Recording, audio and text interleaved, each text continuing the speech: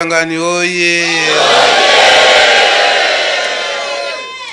Papa Simo Kimba Mkyangani oye! Papa Simo Kimba Mkyangani oye! Papa Simo Kimba Mkyangani mwana belela mwazola mwalenzona akaeka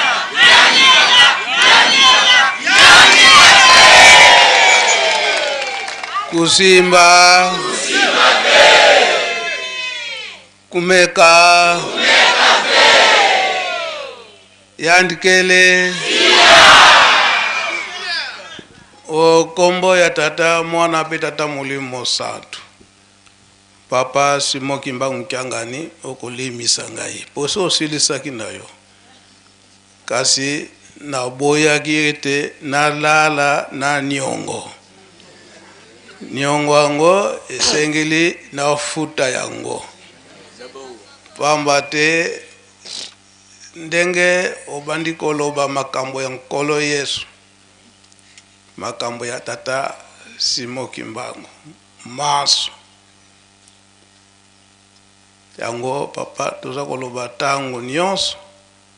eke misala nyonso oza kosalisa toza kosuete yo kaka courage ndenge papa Diangenda alobelaki yango tozali ko retenir date wana ke ya le 1er décembre 1981 pona botongi Yerusalemi soko tali passe au monaka banda 1960 kino na 81 wana bokoka kiko se décourager kasi bino bolobaki okoki ko se décourager te oye babundisaki tango wana solo bangunia bazalaki kasi mingi na kati na lingomba masengeni ya mabe ndenge olobeli yango pe yambo otika biso na nzoto ya papa Diangenda kuntima olobaki ete pasi kaka na motema ete moyini akoti na sani oyo tokolelaka donc oyo bayebi makambo yango bakoki kodevelope elingi koloba nini kasi boyini wana akoyebana na bizaleli na kati sani o papa olobelaki na papa Diangenda ezaline na kati na lingomba kasi na papa Diangenda olobiete manso à partir à l'an 2000 de makambo nyonso oyo ekobanda soki totali banda l'an 2000 kino lelo nani ngazoko bunda itumba wana bajeno ye nani mtazoko bunda itumba wana na kati na lingomba Papa Simo Kimba Mkyangani manso nga na kobimisaka eza na kati na ba cassette to tiaka tango nyonso oyo papa nga likambo lelo soki na lobi yango te ndenge bakolobaka na Kikongo batata si bamvwa kuma donc batata bakozanga problème soki na bimisi yango te ba question nyonso papa oyo pose na papa élevé nyonso ezalaki na 1989 na le 9 septembre oyo ezalaki ete papa Dialungana il faut akende kofongola ndako Nzambe ya Lubumbashi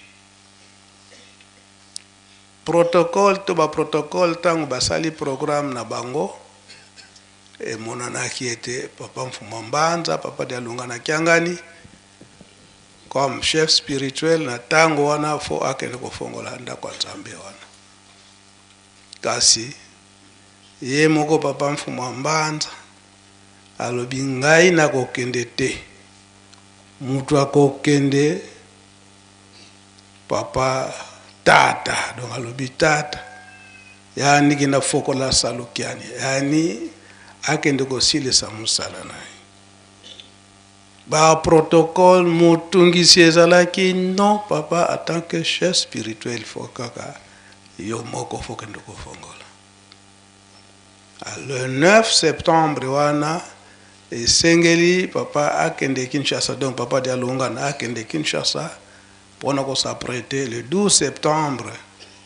pour être akokozana Lubumbashi na ndenge protocole esalaki programme na yango et que papa Fumambanza en tant que chef spirituel il faut kaka akende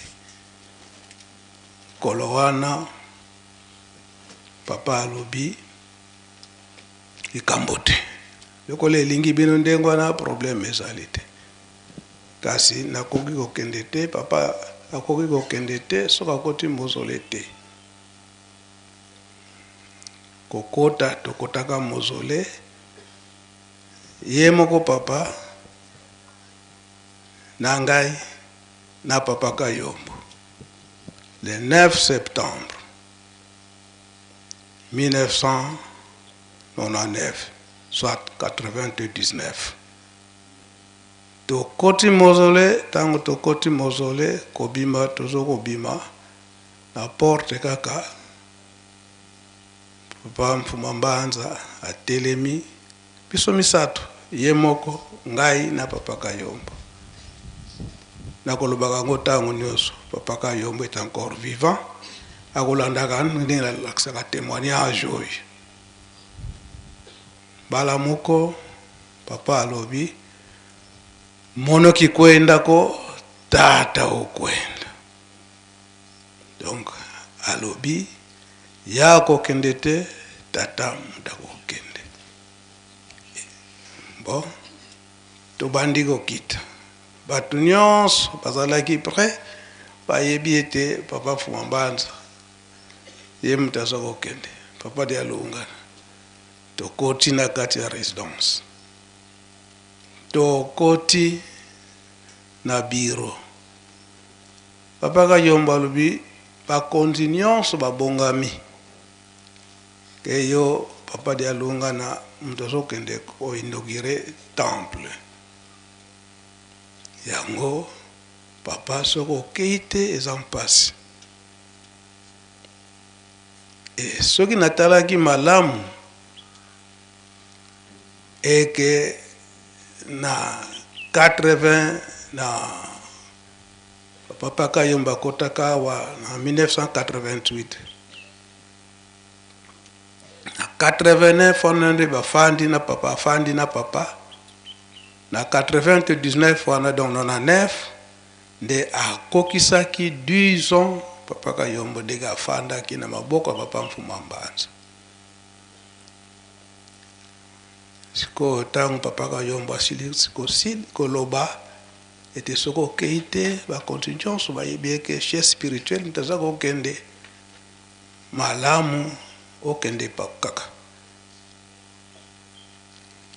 papa Mfumambanza papa de Alungana ayebisi papa Kayombo papa Kayombo liboso na regrette pona nini ofandisi na nga 10 ans ya ngoyo na 10 ans oyo ofandi na ngai okoki kososola ngai te okoki kososola ngai te nga nalobi ete papa Simon Kimbangu Kiangani ye tata ye mutu akokende bokokende mpe na yo kotikala te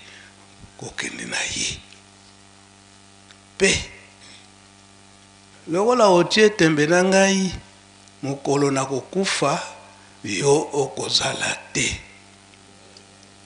bajene oye yongi likambo na nga nalobaki nakoki kotikala na ngoto donc c'était le 9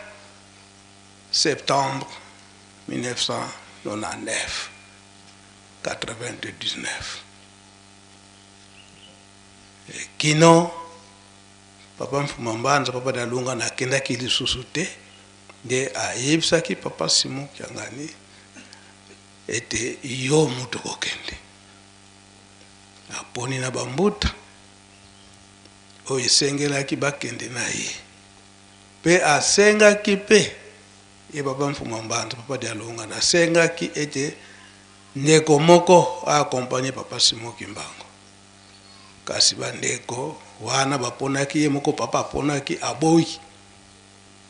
soki ngana papa Simon Kimbangu Kiangani nakokende na nga te. Alors nyonso wana epesaki mawa epai ya papa Dialungana yaki le 9 septembre nde papa Simon Kimbangu Kiangani soki na oui le 10 septembre wana nde akendaka na nkango nyonso wana baponda baka na le 12 septembre 99 wana 99 na 4 na ndako ya Nzambe kuti na bosani likambo papa Mfuma Mbanza papa Dialungana atuni papa Kayombo donc yo olingi ete papa Simon Kimbangu Kiangani a opéré asala miracle donc na Kikongo zoleleka sabi mangu bosi ukunkui kila kiti yani nani yo asala ba miracle opéré ba miracle bongo okoyeba ye soki ye nani ndeko nanga papa Simon Kayombo tangwa yoki question wana asengaka bolimisi papa Mfuma Mbanza papa Dialungana nakolela nyonso ngai na pesi maboko na ndengi papa Kayombo nyonso yo oza koyoka on dirait que papa aza kobondela yo to biso nyonso toza bikelamu na bango tala nanu question oyo ya posé yo 10 ans bofandi na ye est-ce que oza kososola te ye azali nani le esika wana ndenge tokolobaka na Adam na Eve papa Kayombo ndira asosolaka te asengaka bolimisi te kino bake na papa Simon Kimbangu Kiangani na le 10 wana le 11 le 12 libondeli ya papa Mfuma Mbanza na kati ya temple le 12 septembre on a 99 maloba na ye tango basengi maloba alobaka te alobika to bondela na libondela papa Mfuma Mbanza alobika ka tata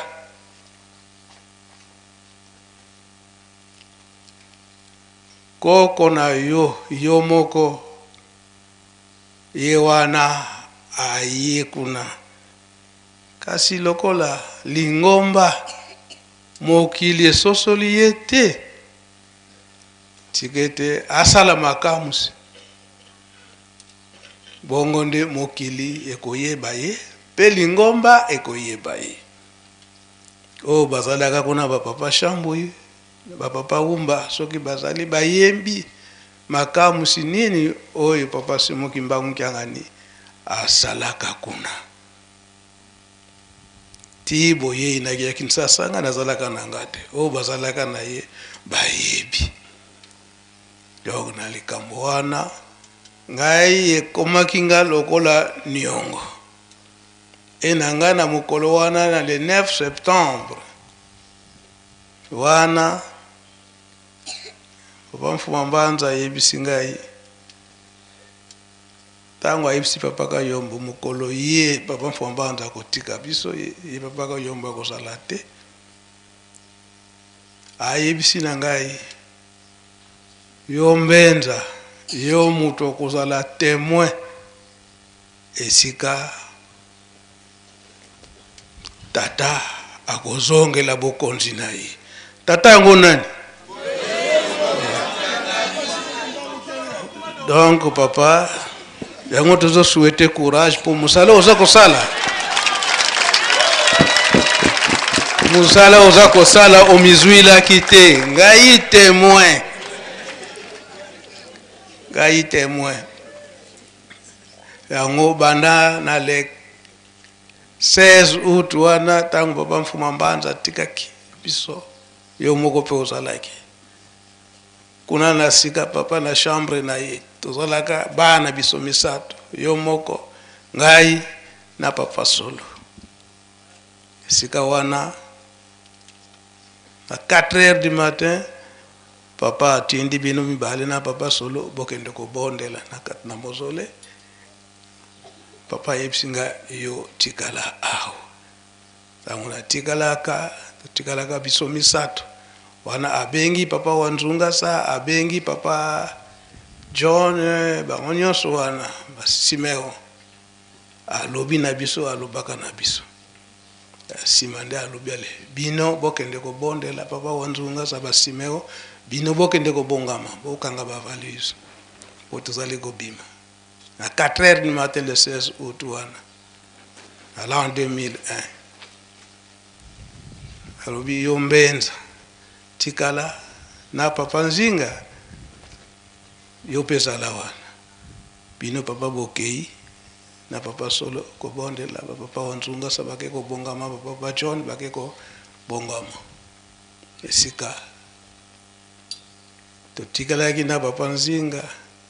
aipsinge mbenza aibete bakubundisa yo nantina nini tango koloba ete tata azongeli ebonga na ye bakubundisa yo kasi kozonga sima tenga na lubinde ndengwana nde papa courage toza kopesa parce que musala yango omizwila kite nga témoin esika tata Mfuma Mbanza papa Dialunga na kyanga ni nkolo Yesu apesela ki yo musala donc témoignage nanga yango wana nakoka kikorata yango te na fête oyo ya le 12 septembre pamba te na 99 ezalelaki nde ndengwana nde dans le 2 décembre kaka na même année nde voilà lulendo nde ekomaki na maboko na yo papa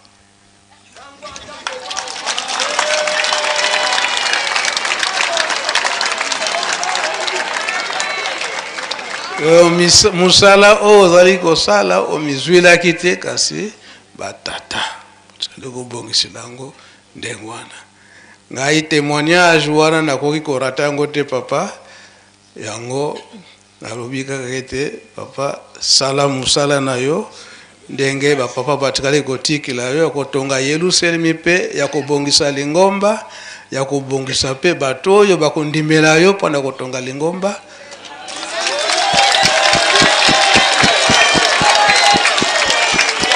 opesa biso ba moyen pe ndenge papa dangenda alobelaki yango te bato ya motema malamu oyo baza kopesa yo maboko papa bato ya motema malamu oyo papa dangenda alobelaki tongana témoignage wana nakoki korata yango te nasukisi nanga boye kombo tata mwana pe tata molimo sana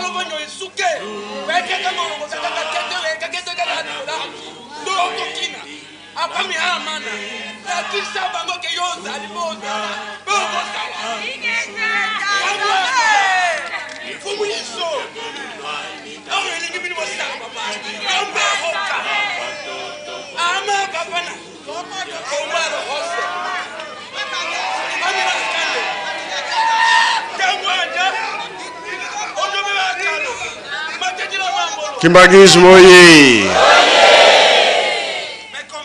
Ah, nganga sisi ngoloba nini?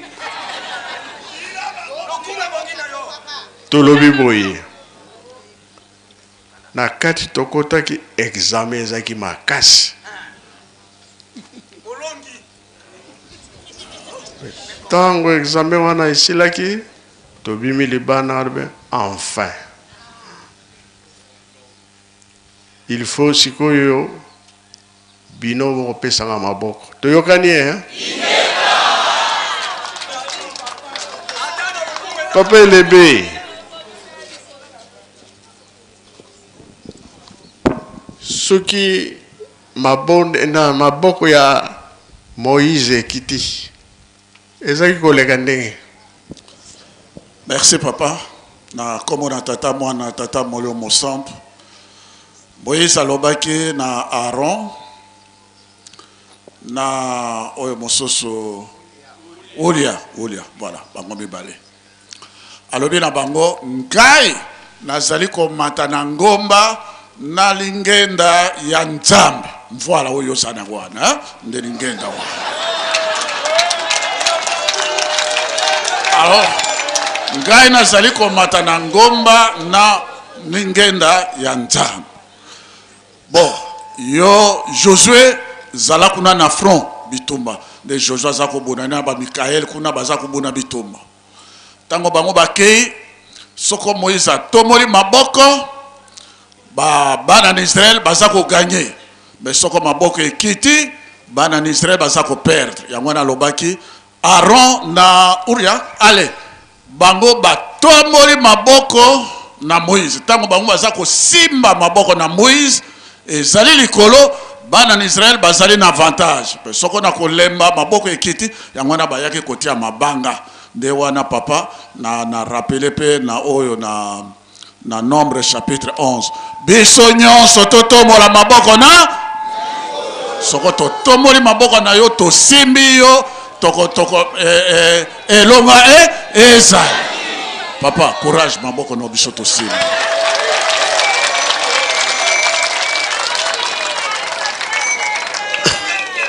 Kasi maboko yango tracteur na tolia.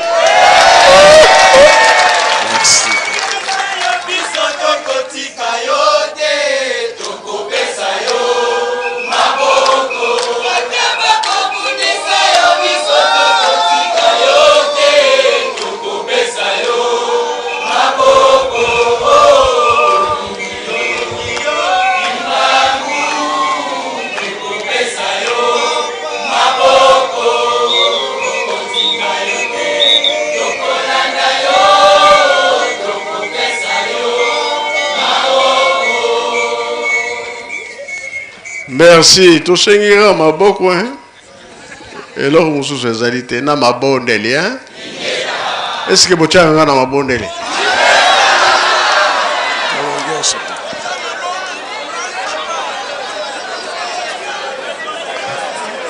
Ah! Vous avez ma bonne délai? Merci. Merci, il y a un a posé.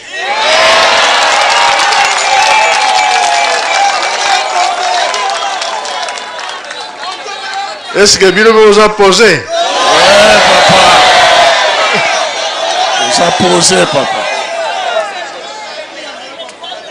Bon, pesa maboko, lingomba mobimba. Avant le 6 avril, tolobaki boto tonga banda kumbango. Ponzela eza ya kofungwama, baza koya. Ebele bakoya. Biso ne tozozelisa bango ne bayaki kala me bazoya te, banda kuna no ekoki te. Oyo mfumalonga alobaki ete ndenge olalelaka na ndako na yo ndenge mpe oya kolalela awa mais biso please papa mbenza aza bongo te complete mpo bayoka mpenza.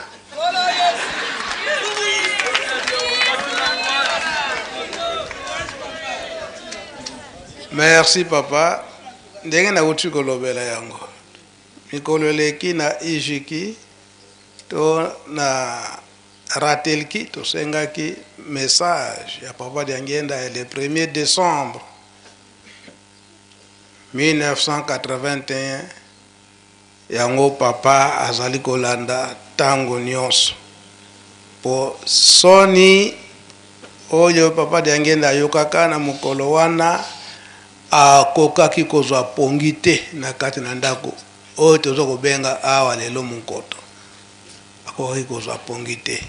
na message na ye arépétaki. Et puis eza très clair parce que biso nyonso ekomi kaka sikoyo soki français toyoki malamu. Au message papa dangene eza mpenza na français. Soni wana ayokaki ke apesaka promesse na bapaya oya minene bayaka bayaki bamindele biso mpe to ngai mpe nazalaka na mokolo wana parce que ntango bapapa bazalaki soki baye na nkamba makambo mosusu reproche nyonso ezalaki epai na ngai bareproche mingi banda kozala epai na ngai yango mpe esalaka ete na ntango wana na 1er décembre wana na 81 libanga ya mintinu etiamaka na le 15 octobre kaka na 81 wana ntango bayaki na inauguration awa na le 6 avril na octobre nde batiaki libanga me misala ya ndako ya mintinu banda kokende malembe yango na message na ya kopresente ke tozotonga ndako ya mintinu kasi eza ya kokoka te na banda ntango wana papa Mfumwalongo papa Diangenda na date wana le 1er décembre alobi ete napesi dérogation na Congo central nyonso ntango wana Bazaire eke papa Dialungana atambola na baparoise nyonso po ete mpona kokongola bambongo mpona kotonga mintinu.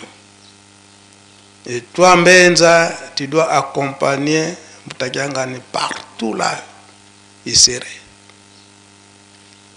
mpona kosalisa bantinsani wana na banza bambuta muntu lokola bapapa umba na bamisusu bayebi ndenge na bandaki kotambola na papa Mfuma Mbanza na bisika nyonso komona soki papa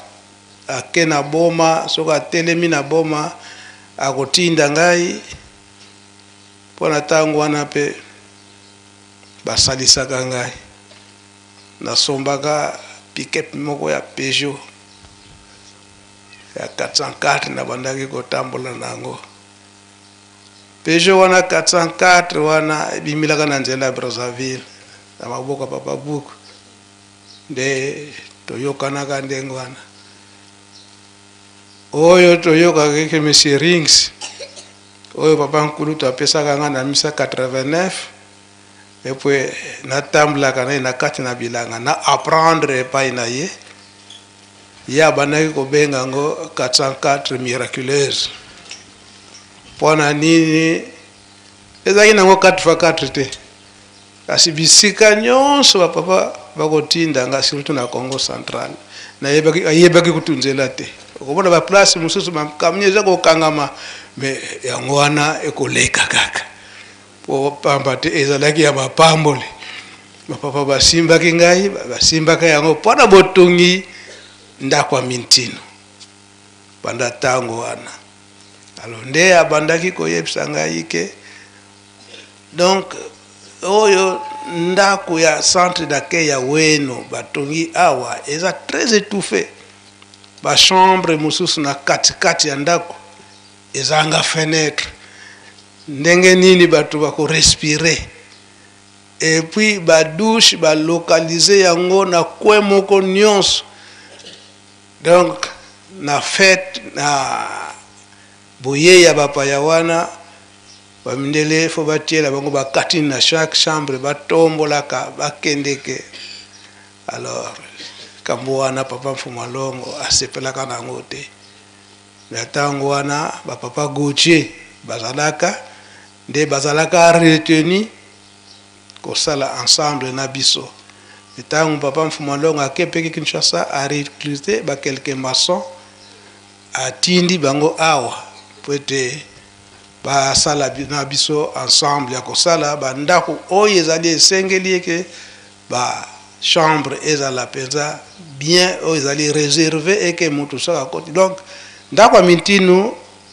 ndenge wana etongamaka, ndenge wana nde etongamaka. Ndenge koreki tosalaki réflexion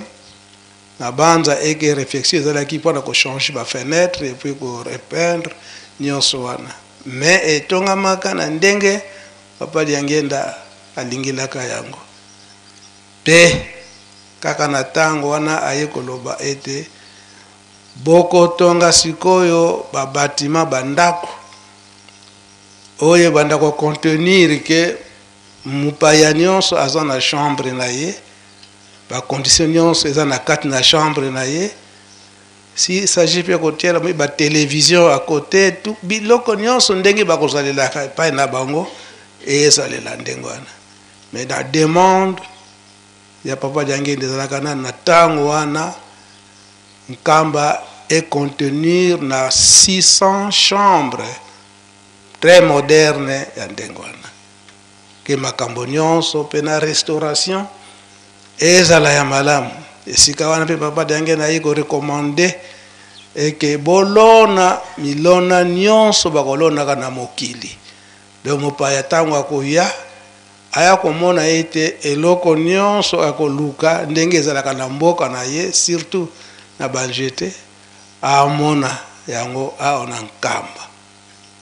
Nde devoir wana papa Diangenda apesaka biso na tango wana. Oyo ezali eke bapaya bakoki koya mutu na chambre na ye. Donc na bakoline oyo entouré nkamba ezalela ndenge wana. Donc makambo nyonso wana ezalaka na le 1er décembre 1989. Ndenge lelo oyo papa aza kosalela yango. Donc message ya papa Diangenda ya le 1er décembre 1981.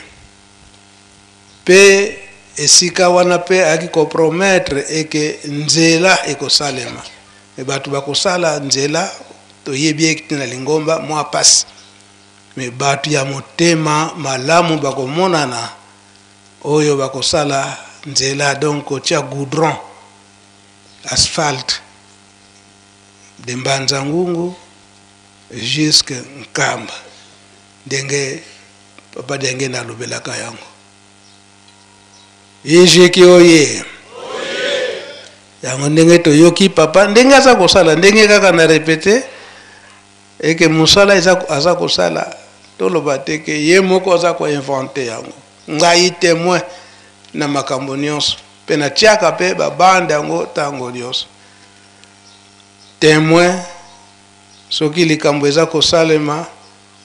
yo obombi témoignage na motema na yebi nanga kasi tika bapotana ndenge bakolobaka na Kikongo kinaka kimfuniako mfunia diabo yango fona bongisa fona loba témoignage nyonso soki pe na moni eke mutu abebisi azoko bebisa tozali bandimi. Papa kisolokela lobelaki yango tosalaka te eke ozomona moninga na yo mundimi aza kotambola mabe yo oyebi te aza kotambola mabe, olie olakisa ye ou bien olie opekisa ye ozali koencourager kutu ye kaka, ozali koencourager ye kisoka continue kosala mabe lisumu wana ekokende epai ya nani? Epai na yo. Yango tobimisaka makambo mosusu. Yango ba français bakolobaka ete la vérité blesse. Mais chez nous les Bakongo, quand on dit la vérité blesse, donc obimisila yete alors même sur le sumu na mundimi. Tant mieux oyebisa mutu vérité que obomba vérité ozobanga kaka parfois cause la blessé. Les aboyete. Yango papa ndengo tuninga na bakisika kawana ndenga yebila ngo nyonso pe ngai pe papa fumambanza tango alobi makambo nyonso wana aipsinga na miso papa kayom ngembenza kuyambuli tata Simoko kalanga yani ntangu za ondo donc yombenza kotika papa Simoki Mbangu Kianganite ozalaka naye tangu nyonso yango pe nazalaka ne tangu nyonso kibati merci beaucoup. Pardon, papa. Papa, pardon. Papi zongela kibati lakini.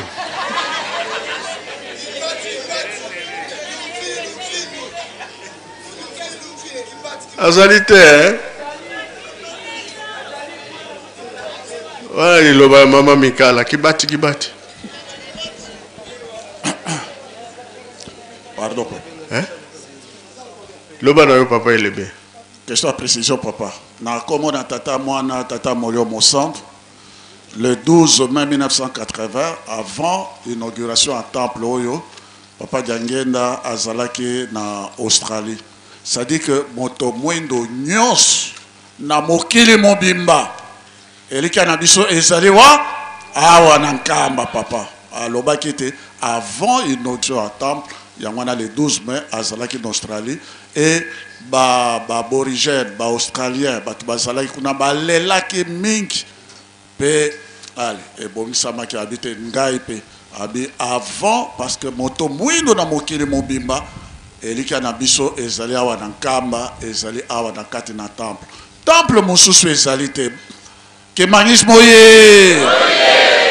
esika mosusu ezali te toyokani ha mokili mobimba temple nde yango na akenaki mosika kuna na Australie epa na baborigène ba noir wana po avant afungola temple oyo esengelaki bango mpe bazwa position yanka yango na temple oyo efongwani ezala mondele ezala moto mwendo esika mosusu ezali te ezali kaka awa enyonso mpe eza epai na yo nde bana na Israël baya kozwa indépendance na bango plutôt le 12 mais le 14 mai 1948 donc ezala Israël ezala moto mwindo batiaka mayele na mo papa ndenge papa Mfumambanza alobi tango guerre ezalaki kuna na Israël bango nyonso bazali koya kaka epai na bispo bayebi kutu ambassadeur ya Israël alobaki tango ni inauguration ya oyo qu'est-ce que je dis hôpital ya Kimbantsek ambassadeur Israël abimisaki maloba alobi na papa mon grand frère papa ya zali Israël mondele yo grand frère n'entend obio bino bobosani likambo ya Jacob na Esau ngai nde nazali biso nde tozali ba grand frère na bango abi grand frère ya molimo ezali epai na yo nde muto zali na molimo ngai natikali kaka na nzoto nambo biso na yo tokosangana esika moko po totonga mokili mwa sika donc ezala Israël ezala moto mwino mokili mobimba tozali na baboko na yo na nkombo na tata mwana tata molio mosantu Amen. Papi kibati na kombo tata pe mwana pe mosantu papa biso bana na yo ndenge tozali awa tokotika yo musika te tokozalaka pembeni na yo toujours kibati oyo nyonso oyo kotinda biso yango biso tokosala donc pesa biso bozwi po totonga nani azaki koloba ndenge wana koko mikala alubini na libonde lina bandai koloba tata nzambi kala yetu bati donc pembeni Kimbangismo oye! Tata Simoki Mbangu Kiangani oye! Tata Simoki Mbangu Kiangani oye! Tata Simoki Mbangu Kiangani oye!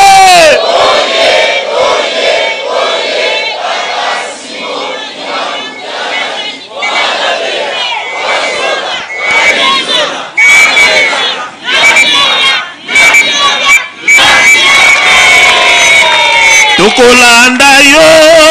tokolanda yo ata otikali yo moko papa tokolanda yo tokokende kimiala te papa tokolanda yo ata otikali yo moko papa nalibanda bafingi yo bacholi yo bito tokokende te papa tokolanda yo tokokende kimiala te papa tokolanda yo ata otikali yo moko papa kaka ndenge papa sonyanzila azolakisa biso oyo bapapa batikelaki ye toza kaka toujours pembeni na yo kibati kibati biso totie ndako na yo na kimiala ndako na bango oyo biso ndako awa na kati ya cercle yo oza na matumboli eh? Merci papa élevé. Merci papi. L'habitude de la ville ce qui a Silisaki. Na kombo ya nzambe tata ya mwana pe tata molimo santo na lotumo ya Yawe biso ba jeune to bongama pamba te tolandi awa restaurant na biso esilaki ndako na biso ya 8 chambre esilaki nde mokolo ya mardi oyo ezalaka journée de la jeunesse kimbangiste yango nde tokokende kofongola bandako na biso wana tozala deja ya kobongama ata ba uniforme yango tokolata yango soki mikolo boni me mokolo wana biso nyonso en uniforme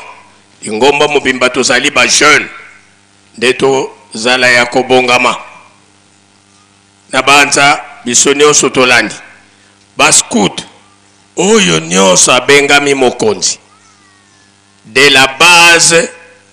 au sommet soki tosilisi na pokwa papa azwi honneur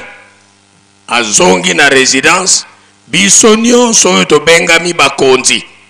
kobanda na général ti na oyo mokonzi ya suka tokokutana na tribune pona instruction oyo euti na lola bakoyebisa biso biso nyonso bascout na banza toyoki biso nyonso malamu papa na banza wana kaka tolobi lisusu papa soki osilisi totondi tobondela tata nzambe nkolo yesu tata molimo santo bobatelaki biso na butu bobatela biso mpe mokolo ya lelo na mikolo eza koya liboso toyebi malamu likolo eza kofungama bozali koyamba baraporo ya moto na moto ya biso mpe ezali ya mpasi kasi ndenge toyebeli oyo bautaka mosika bayaka kobikela awa biso mpe tozali pembeni tobikelaka nde awa bamaladi eleki longola biso bamaladi na nzoto bamaladi ezomema biso na nzela liwa mokili mobimba longola bitumba tozokufa na minduki tozokufa na ba poison tozokufa banlèvement pe bakuluna mipepe wana olongola ndenge eza na bible bakolimwa biso banso tozali bana na yo awa na Afrique ti na Europe tozali bana yo olobaki yango ke na 4e génération na koningisa mokili tozali kosantiro toza komona be biso tosengi kaka bolimsi kimia ya mokili mobimba Bisika nyonso makambo ezali yo kosilisa makambo na bango. Bongisela biso nyonso tobonga. Biso tomipesi epa na yo Tata Nzambe. Comme ofongola biso nzela. Ndenge olobaka na 21. Bana botanga mokili oyo bino moko bokotambusa.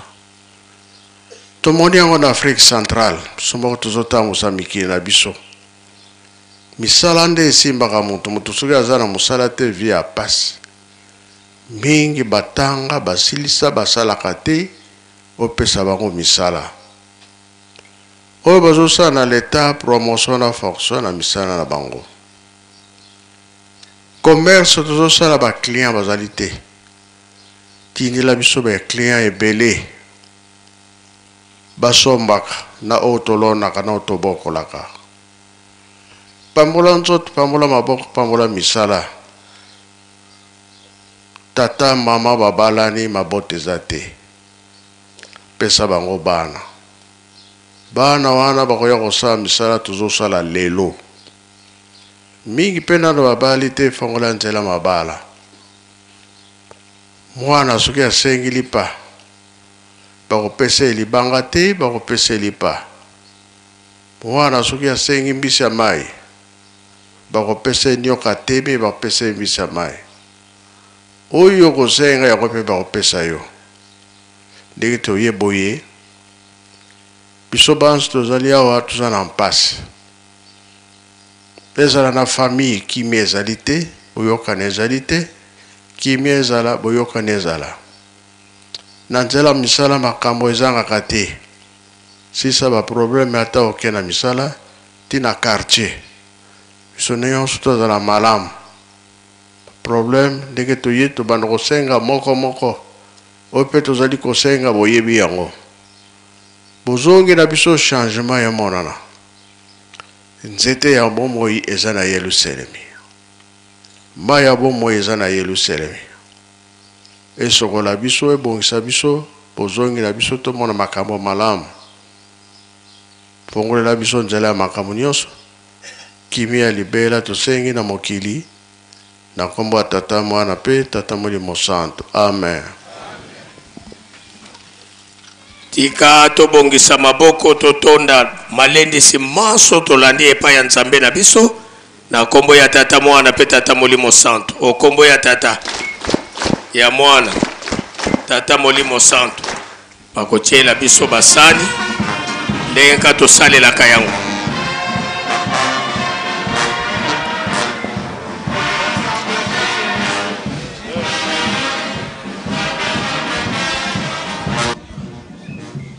Voilà ya solo bandeko balandi biso banso tosilbongo koyoka pe kolanda maloba ya mutuya oye wuti koleka liboso ya résidence ya Nzambe Molimo Santu mukolo mwalelo ya deuxième jour ya fête ya famille 12 septembre oyo ezali bongo 138e anniversaire ya botama ya papa Simon Kimbangu Nzambe Molimo Santu toyoki maloba ya bakonzi ya koyeba bongo kozala na bino kolanda biso bazali koleka mboka nkamba ya Yerusalemi ya sika solo toyebi ete lelo ezali bongo mokolo mwa 12 sanza ya libwa eye teko ya biso ebandaki lelo nde tokomi mokolo mwa 2 oyo tolobi ete mokolo mwa 13 kasi esenge toyeba banso ete toyaki bongo boso ya ndako ya Tata Mokonzi wa Bule nsima ya biso kotambola bongo tobengi etamboli ya esengo to mpe marche joyeuse nde toyaki boso ya ndako ya Tata Mokonzi wa Bule Nzambe Molimo Santu bipai wapi toyoki bongo malendisi makafu penza mai malakisi biso solo penza te papa Simon Kimbangu kiangani Nzambe Molimo Santu azali na bana bayeba bazali kolanda ye na nsima mpe koyeba kokokisama ye monso ye azali kotinda bokomi bwa biso tomonaki bongo bandeko gaki babonzeli bongo Tata Mokonzi wa Bule tracteur ya boloni mpe boloni bilona nde tomonaki pete bandeko baskuto bayebi kobonzela tata molimo mosonto motoka oyo babenge te Jeep Nissan Patrol 4 WD pe bandeko ba koreki baye bongo kobonzela tata molimo mosonto 20 filles ya mazout to pe pona koyeba bongo na kotambusa bulldozer e bayebaki bongo na kopesa tata molimo mosonto solo na suka tata molimo mosonto ayebaki bongo na kolendisa biso nde tokokoloba te ya ngongo oyo solo milulu mia biso mia libanda miyebaki bongo na kosala moboso ya ndako ya tata mokonzi wa bule eyebi bongo